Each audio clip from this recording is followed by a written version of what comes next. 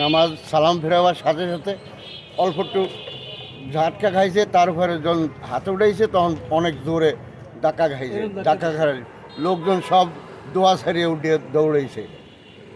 আর আমরা তো দোয়া ইনুস পড়া শুরু করছি, সবাই চিল্লেছি যে দোয়া ইনুস পড়েন, দোয়া ইনুস পড়ে আল্লাহর কাছে দোয়া করেন। আগে না আমার বয়স ৭৯ বছর, কিন্তু এর ভিতরে আমি এত বড় ভূমিকম্প দেখি নাই যত বড় এই যে ভূমিকম্প হইল। সতর্ক করলো আল্লাহ পাক যে তোমরা সাবধান হয়ে যাও।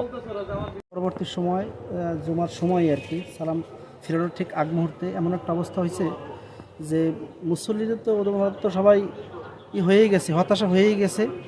ইভেন আমি নিজেও এমন একটা অবস্থায় যে আমি মনে করতেছিলাম যে হয়তো এমন একটা কিছু হয়ে যেতে পারে। ঠিক আমি নিজেও যেটা উপলব্ধি করছি যে হয়তো এখনই এমন একটা কিছু হয়ে যাবে যেটা আসলে আমাদের বলার খুব অপেক্ষা রাখে না। আলহামদুলিল্লাহ মুসল্লি সবাই আছে, কিন্তু নামাজের পরবর্তী সময় আমরা দেখছি মসজিদে একটা শোরগোল বেঁধে গেছে। সমস্ত মানুষ এমন একটা অবস্থা হয়ে গেছে যে আসলে সবাই কিন্তু একটা ভীত কাজ করতেছে। রমজান মাস, রহমতের মাস, আসলে এই কাজগুলো এমন একটা সময় হয় যখন মানুষের পাপাচার খুব বেড়ে যায়, তখন এই সমস্ত কাজগুলো তখন বেশি হয়ে যায়।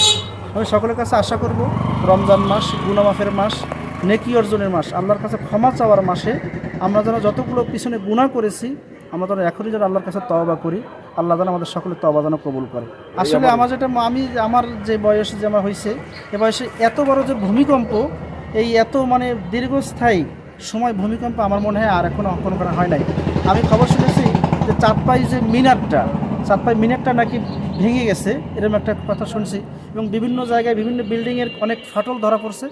এখন এর থেকে যে বেশি হয়ে যাইতো, আমার অনেক বড় কোনো আশঙ্কা ক্ষতি হয়ে যাইতো আর কি।